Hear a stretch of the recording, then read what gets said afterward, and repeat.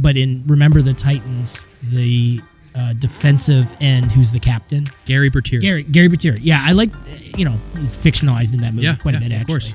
But just his, he's not really racist in the movie, if you really watch it. Yeah, no, he's not. He's got prejudice, but he's not racist. And not that that's the defining character of me, but I like to think that he wasn't the best player on the team, clearly. He was really good, but he wasn't the best player. But his leadership stands out. And even when he was not on the field, his leadership stood. I like to think that's me. Well, and even the ability to reason with yourself and cross-examine your beliefs and then go to a different place. All right, guys, welcome back to another episode of the podcast, the Watch Well podcast. I'm Parker, your host, and this is Kyle Hessler. We just met, and I heard a lot about your business. I want you to kind of talk about that a little bit first, and then we'll do the what are they called? The sudden death questions. Sudden death. Okay. So I'm Kyle Hessler, father to Stonewall and Theoden. That's awesome, man. And wife to Jen, or husband to Jenny. You gotta get that right, bro. I go to All Saints Presbyterian here in Fort Worth, Texas. I work for a couple of different companies. Specifically, what I'll mention is Page 50 Marketing, which I'm pretty sure we can see the booth. Yep, it's right behind us. Behind us. We do marketing. We do branding. So if you need a website, if you need just to get your product out there, we can do a whole bunch of good stuff for you. Yeah, we'll have to talk, because if I do the video stuff with my production company, we can house it on your websites that you build for our client. Right. We got to talk, bro. We got to coordinate. Yeah, we do. And then I think what you were also wanting to know about was I started a business conference this year called Works Based, as in our work is based, and we're not debased. Basically, I wanted to start a conference that was strongly emphasizing on networking, getting Christians of like-mindedness together to do just various business. What stunned me in the last 4 or 5 years in the Reformed world is there's a ton of services that people do, and they don't realize there's a Christian that they can work with. Yeah. And I want to encourage Christians to work better, because I'm not of the mindset that you should hire a Christian just because. I think you should at least try to get pricing. You should try to give a Christian opportunity to do business, but Christians are also not the best at business. Right. And we need to encourage Christians to be the best people at business. My mindset is, if you name the name of Christ in your business, you better be the best version of whatever that was. That's right. Because that's how you give glory to God. So that's right. We started this conference. We're really excited about it. The first year was pretty successful. We had a lot of the same guys we're going to have here at FLF there. And so I think David Reese, who's talking in the background right now, was one of our keynote guys. Okay. And he's great. He's a pastor and business guy. He owns like 20 businesses. That's awesome. So, yeah. Anyway. That's awesome. Yeah. So again, like you said, we're at Fight Laugh Feast, and thought I'd grab him. But you mentioned a movie, and before we get into the movie that we want to talk about here, it's a great movie. It's a good movie. I like the movie a lot. But I've got some questions for you. Yes, There's 10 of them. Yeah. You're not allowed to think. Okay. Whatever comes to first, whatever your gut tells you, you got to go. Okay. I'm going to skip the first one, so there's 9. Okay. Action or drama? Action. Action. Superheroes or historical epics? Historic. Classic movies or new releases? Old releases. Old releases. Okay, ready? Theater or streaming at home? 2020 killed it for me. Probably, I would rather see a movie in theaters. I would, but I think that experience is long gone. I agree with you. Okay, nachos or pretzel bites? Popcorn. That's the next one. Okay.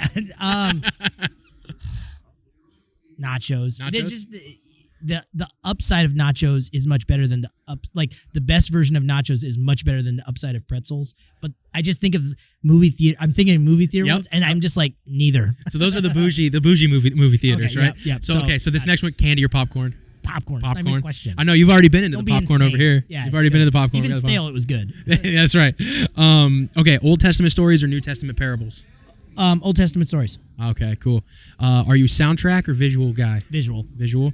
And then what movie, this one's a little bit more difficult, so you can think about this one. Okay. What movie character most represents you and why? Oh, that's good.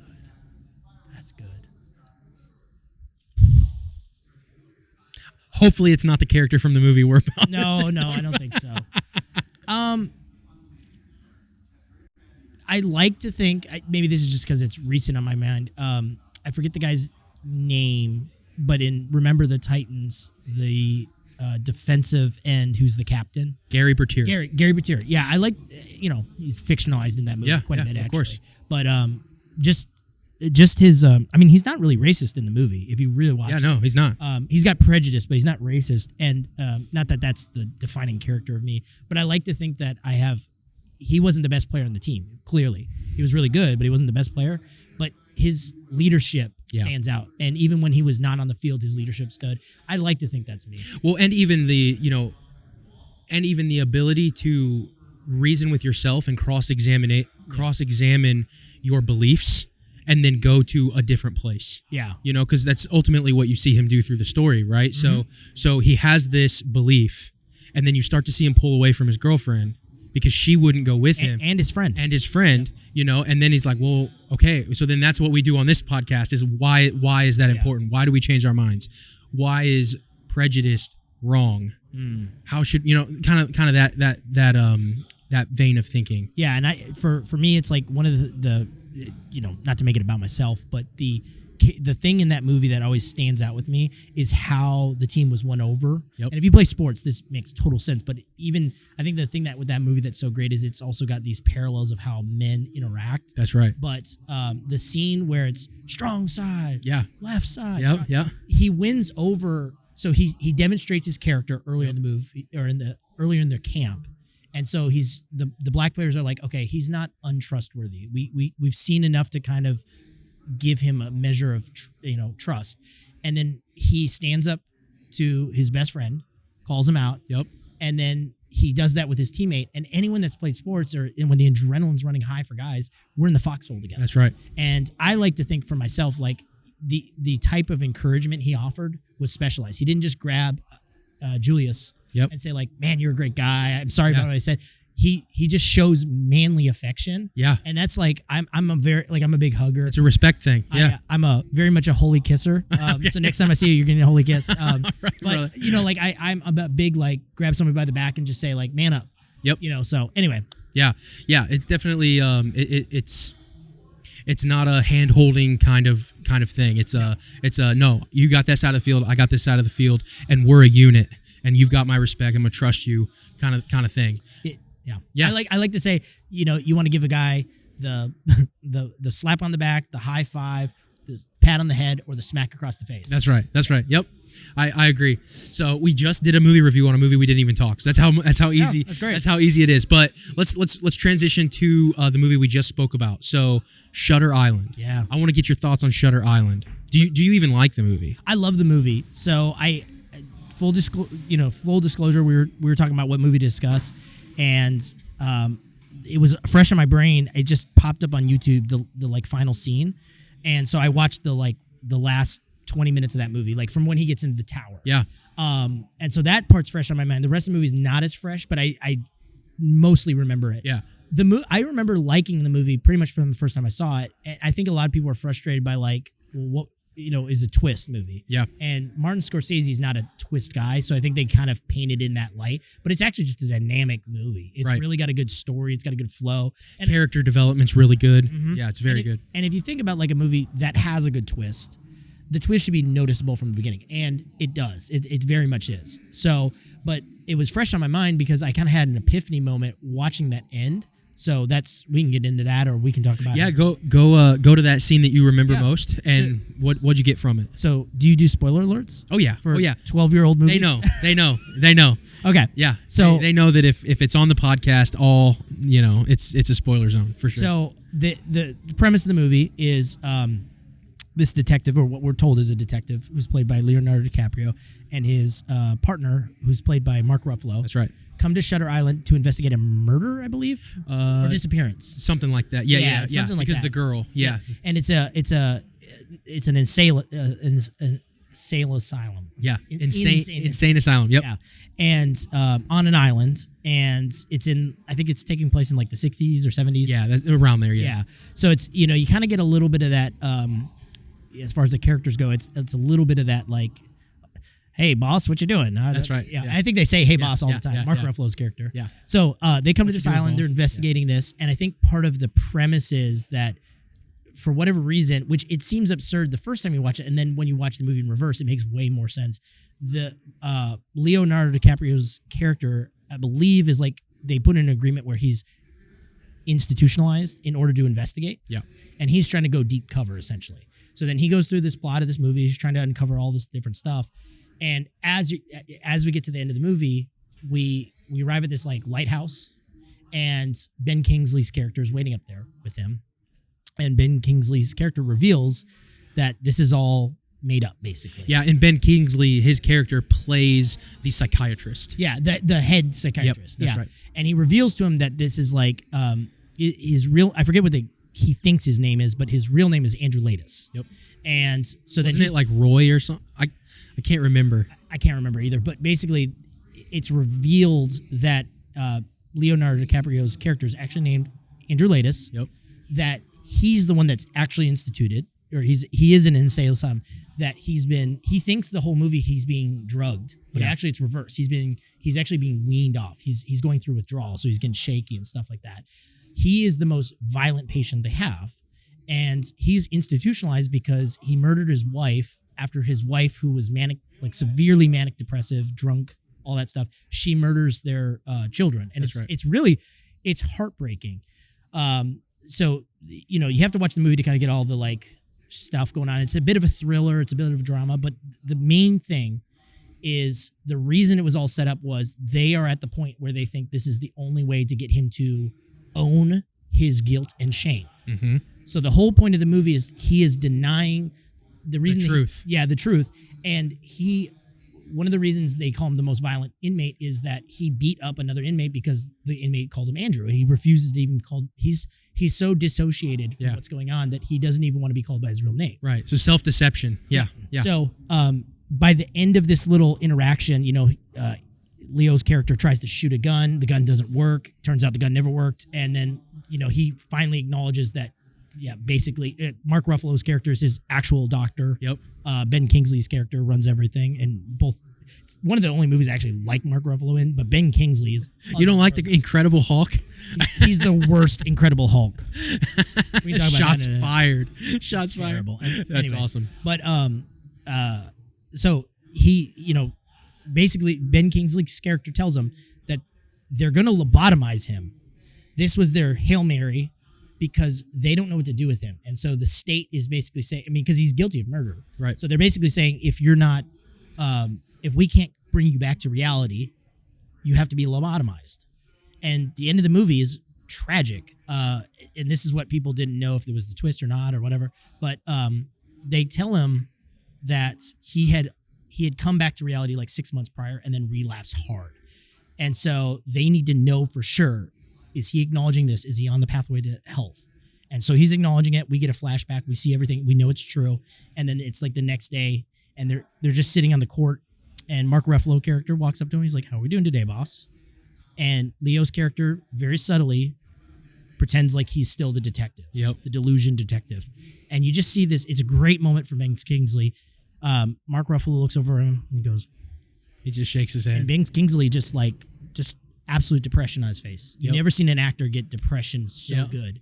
And anyway, so then Leo's character says, this is the pivotal thing. This is what I want to talk about. Yeah. Is he says something like, is it better to live a monster or, it's something like, I forget the line. I probably should have had it down. No, it's good. I think it's something like, it's kind of like, is it better to stay deceived, or it's something like that. Yeah, we can look it up in a second. I'm sure. Yeah. We could even ask. You could look it up. Yeah, I'm gonna look it up. You're gonna look it up. So, but the movie ends with this moment where you realize that Leo's character acknowledges he's actually stopped being deceived. He is acknowledging that he's a murderer, that he didn't handle his wife well, he didn't love his children well. I'm looking it up. Okay, great. I'll distract for a second. Yeah, you're good, man. So you're good. We can talk about the soundtrack for a second. No, which is actually a really good soundtrack. Yeah, no, go ahead. No, keep talking. I'm listening. So, he does. Basically, the movie ends with they're going to lobotomize him. That's right. So, did you find it? No, not yet. Okay. So just the reason I was thinking about it, other than just phenomenal Leo acting, which Leo's one of the great actors of our era for sure. That's right. He's a despicable human, but it took him like forever to win an Oscar, and he won it for like the worst. Wasn't it The Revenant? Yeah, and I didn't even think that was okay. No, it's like you watch it once and then you're like, it's amazing cinematography and cinematically it's incredible. But it's just him getting beat up by a bear. By a bear, yeah, that's right. I don't know if I'll be able to find it. It's at the very end of the movie. The quote from Shutter Island. Better to live as I think it's Monster, but anyway, let's break down. Yeah, go for it. So the thing that I was just watching it and I was just kind of scrolling on YouTube and wasn't really giving any thoughts to it, and then I watched the whole scene and the whole ending, and it occurred to me, this is what happens when you don't have a place to put guilt and shame. Mm-hmm. He would rather. Oh, do we get it? Yeah. Which would be worse, to live as a monster or to die as a good man? Yeah. Thanks, Tyson. Yeah. Producer Tyson, shout out. Go follow him on Twitter. Tyson, where can they find you on Twitter? TJS Jeep. TJS Jeep. Nice. Tyson Stoll. Thanks, Tyson. But it was. I just had this moment of clarity of like, this is what happens when you don't have a proper place to put guilt and shame. And actually, even the quote is like kind of revealing. Like, he thinks he's a good man. He's dying as a good man. It's like, no one is good. Right. Okay, so then that begs the question: where do we put guilt and shame? Where should we? On the cross. That's right. Amen. Yeah. And there's good shame. So. Conviction. I'm dealing with some stuff within some friendships and relationships of some guys that have really screwed up recently. Yeah. And praise God, they are repenting. Amen. And putting that on Christ. But you know what? They also are going to have to deal some. Yeah, and just because you repent and you acknowledge that it's wrong doesn't mean you don't also have to deal with the consequences of sin. Yeah. There's a guy locally here. I think he might even be coming to here, and he's an abolitionist. Okay. He is fighting for the unborn. Yeah. And him and his wife are tatted up like nobody's business. And he's got a crazy testimony. Now, I don't know if he would say he would regret the tattoos or whatever, but clearly he stands out. He has to deal with the weight of that. But whether that's a regret or not is debatable, but there's clearly you have to deal with the reality and weight of that you have the tattoos. Yeah. And so like Leo's character, if he had repented and came to Christ, he would still be in the asylum.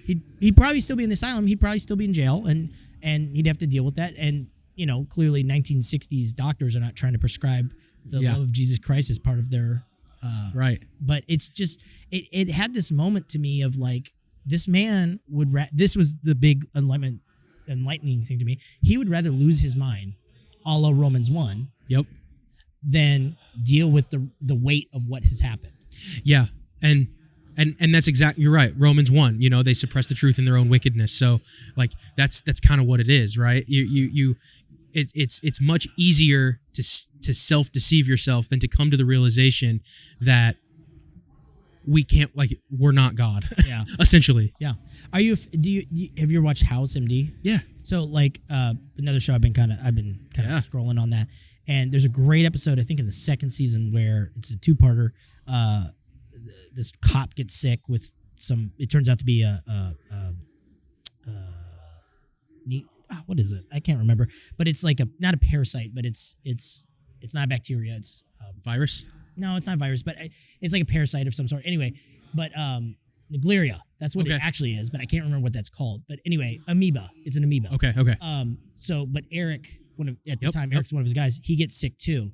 And I know what episode you're talking about. Yeah. And there's a moment in that episode that's somewhat related to the point I'm trying to make, where they know that in like unbearable pain is one of the symptoms, where it's 10 on the pain scale, which is crazy painful. And Eric is like, just put me under. Yeah. Well, he's forgetting that they already did this. They put him they did the cop, the first guy that got sick, they put him in a medically induced coma, and they could tell by the brain function that he was still having pain. Yeah. It's somewhat related. That my point is that like that and like Shutter Island, wicked men who refuse to bend the knee to Christ and put their sins on him, you can't absolve yourself. Right. So in Shutter Island, the guy wants to be lobotomized. That doesn't change the fact he's still guilty. Right.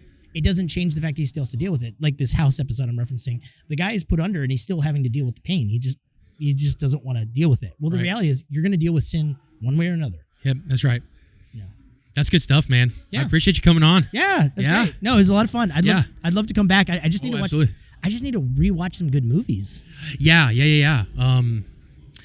There's a ton of them out there. You know, one of the things that we do on the podcast is sometimes we rate them, you know, whether we give them a thumbs up or whatever. Yeah. Sometimes we talk about ratings, where, you know, do we think that it deserves the rating it got in terms of rated R, rated PG-13, those kinds of things. So those Motion Picture of America, whatever ratings, whether they're good or they're bad. Do you ever do like, I'm a big fan of saying overrated, underrated, but qualifying like I think the Beatles are the most overrated band ever. The Beatles are excellent. Yeah. They're wonderful. They're also overrated. Yeah, it's hilarious. We haven't really done that. We sometimes we talk about whether we like it or not. If it you know, whether the story was good or it lacked character development. Sometimes we do that.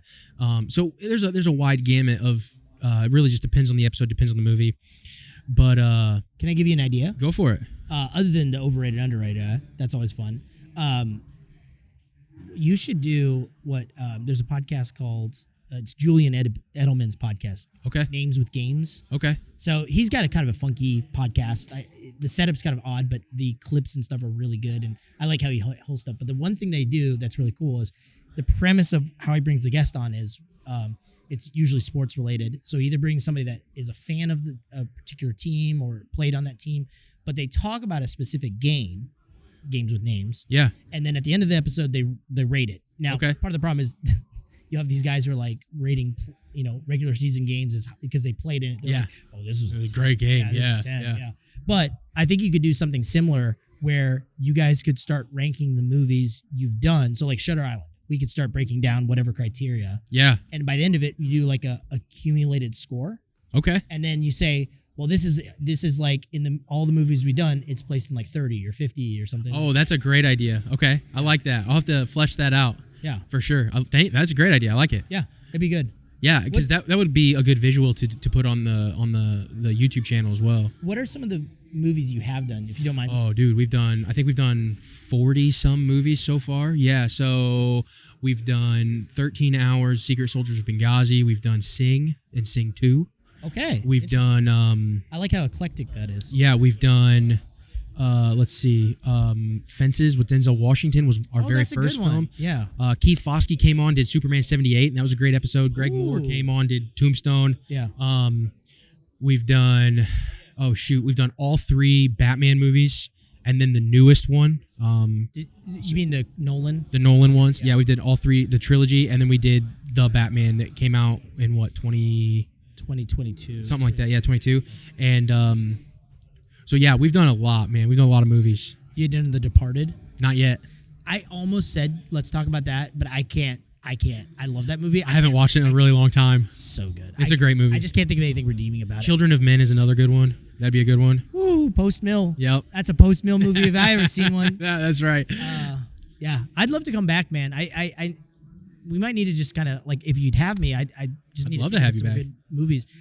The ones I'd want to do are all the Pixar movies, like the golden age of Pixar. Okay. Because I've watched those so many times with my son. Like A Bug's Life and. So I'd say the ones I'd be comfortable talking about, critiquing Toy Story. I tear Toy Story down. I don't think the first Toy Story is good. No, I'm over it. Okay.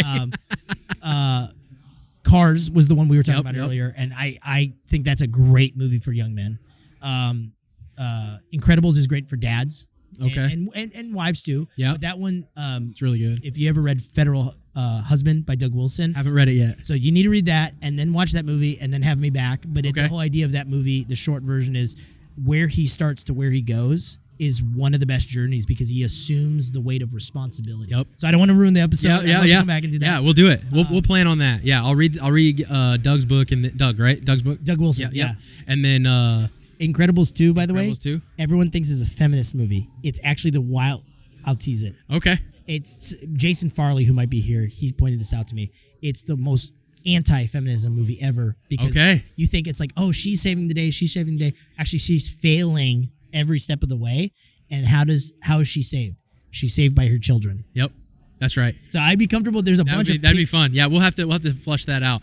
I haven't seen Incredibles 2 in a really long time. It's an okay movie. Yeah, I like that decent. when you kind of see. I don't think they intended for that to be the case, but it's pretty good because the villain's terrible in that. It's because the villain's stupid. Like I don't even remember the villain. Well, let's save it. We'll save it. Yeah, maybe we could do like Incredibles 1 and 2. That'd be great. Yeah. And then the other one is which was the last movie to make me cry was Coco. So I haven't seen that. Oh, okay. I haven't seen Coco. Okay, any of these, I'd be so glad to come back. That'd be great. Real quick, quote Coco. I'm flying on my son's 3. He travels with me on sales trips. So we're flying back from Nebraska. I'm watching a college football game, and he's watching Coco, and I'm just kind of like, I hadn't seen it, and I was just like, whatever. This is like late stage Pixar. Who cares? And my eyes just kind of keep drifting to it, and I turned it on. There's a twist in the movie. I got drifted onto it right as the twist was like, you kind of got the full picture, and it made me weep. Like it was so, and I only saw half the movie, and then when I saw the full movie, I'm like, yeah, this is good. It's all about covenantalism. Okay, cool. So we'll have him back, and we'll talk about The Incredibles and Coco. Yeah, we can break them up. We'll figure it up. Yeah, that'd be great. Cool. Well, again, guys, we're at Fight Laugh Feast. Come check us out. Kyle Hessler. Yeah, I'm at, if you want to follow me. Yep. I'm at Hessler Kyle. Look for information on Workspace Conference. Yeah, awesome. Cool. We'll see you guys next. Thanks for coming, man. Thanks, Parker. Appreciate it.